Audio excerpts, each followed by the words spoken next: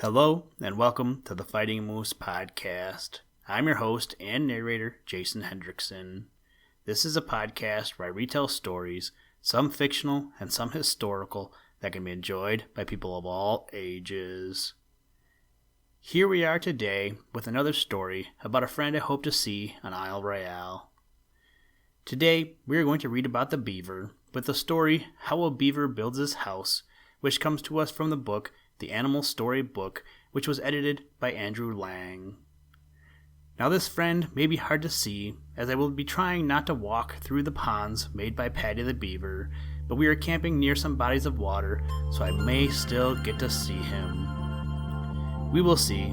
Hopefully I can see all the friends I want to see, but even if I don't, I know places where I can find them. Now, let's turn to today's story. I hope you enjoy.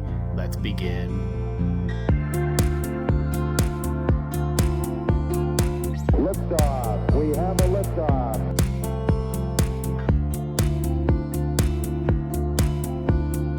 We choose to go to the moon in this decade and do the other things, not because they are easy, but because they are hard.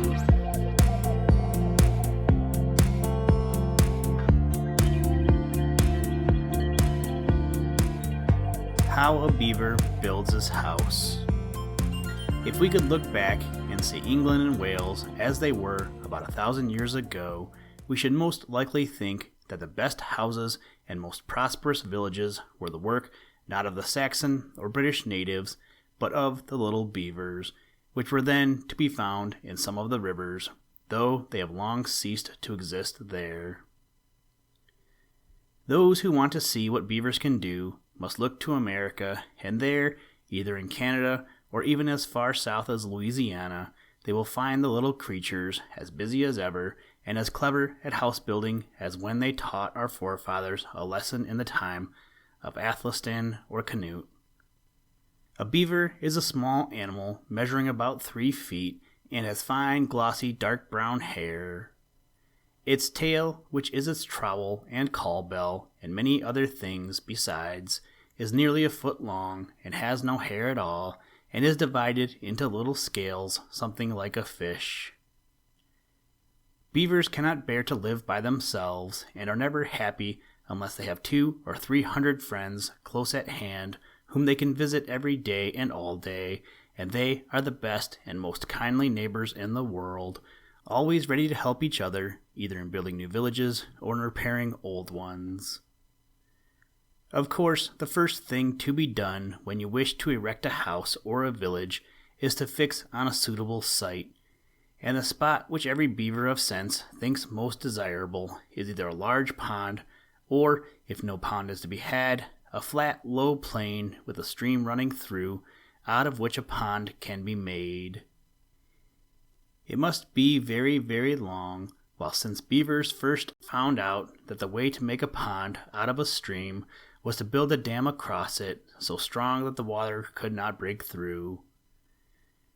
To begin with, they have to know which way the stream runs, and in this they never make a mistake. Then they gather together stakes about 5 feet long, and fix them in rows tight into the ground on each side of the stream, and while the older and more experienced beavers are doing this, for the safety of the village depends on the strength of the foundation, the younger and more active ones are fetching and heaping up green branches of trees.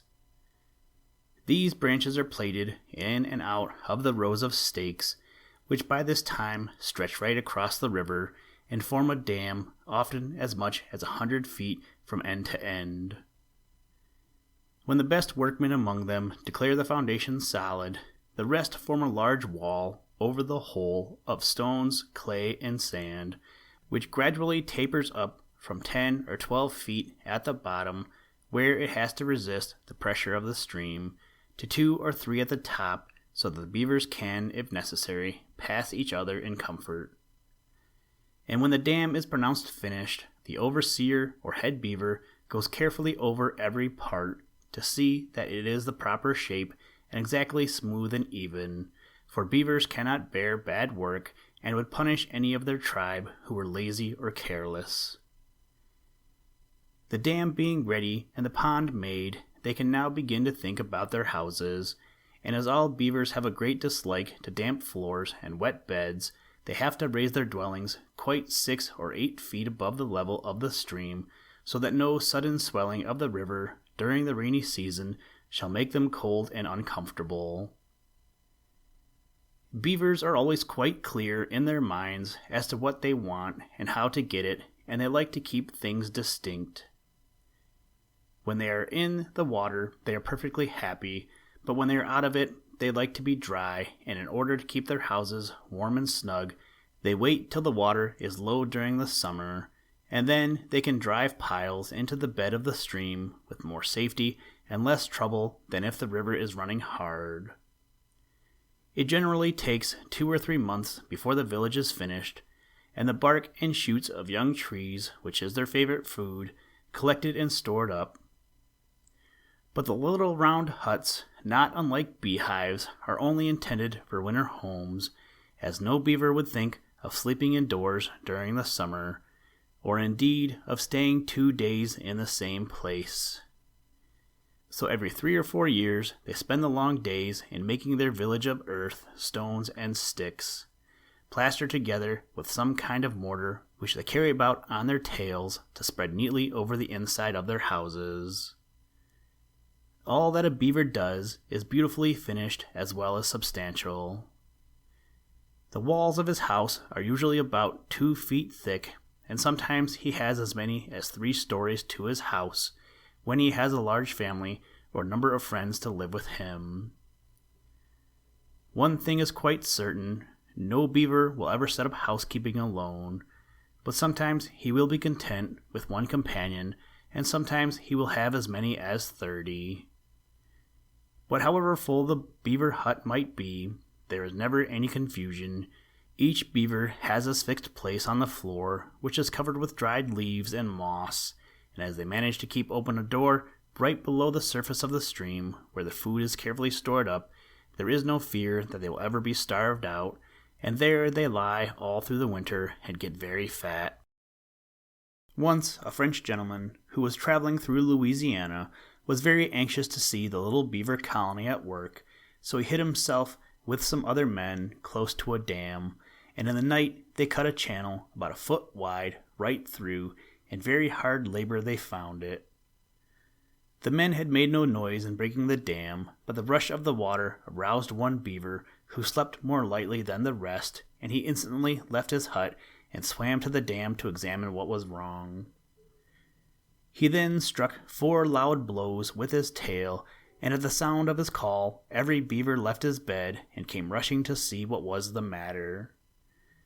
No sooner did they reach the dam and see the large hole made in it, than they took counsel, and then the one in whom they put the most trust gave orders to the rest, and they all went to the bank to make mortar. When they had collected as much as they could carry, they formed a procession, 2 and 2, each pair loading each other's tails, and so traveling they arrived at the dam, where a relay of fresh laborers were ready to load. The mortar was then placed in the hole and bound tight by repeated blows from the beavers' tails. So hard did they work, and so much sense did they show, that in a short time all was as firm as ever. Then one of the leading spirits clapped his tail twice, and in a moment all were in bed and asleep again. Beavers are very hard-working, but they know how to make themselves comfortable too, and if they are content with bark and twigs at home, they appreciate nicer food if they can get it. A gentleman once took a beaver with him to New York, and it used to wander about the house like a dog, feeding chiefly upon bread, with fish now and then for a treat. Not being able to find any moss or leaves for a bed, it used to seize upon all the soft bits of stuff that came in its way and carry them off to its sleeping corner. One day, a cat discovered its hiding place and thought it would be a nice, comfortable place for her kittens to sleep, and when the beaver came back from his walk, he found, like the 3 bears, that someone was sleeping in his bed.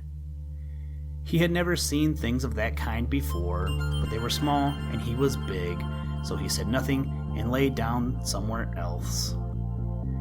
Only if ever their mother was away, he would go and hold one of them to his breast to warm it and keep it there till its mother came back.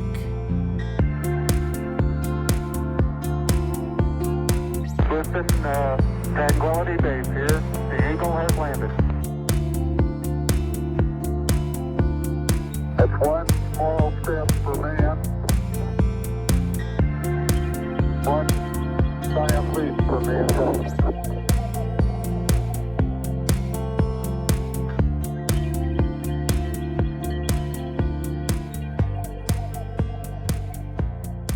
Thank you for listening to this episode of the Fighting Moose Podcast. Please join us next time as we read another exciting story. Today's music was provided by the artist Analog by Nature, and the audio clips were provided from NASA.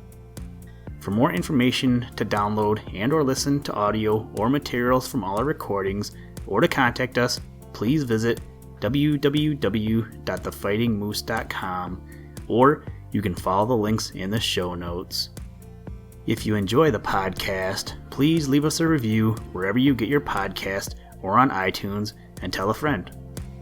Thank you for your patronage, and as always, try and do a random act of kindness every day. Mission complete, Houston. After serving the world for over 30 years, the space shuttle turned its place in history, and it's come to a final stop.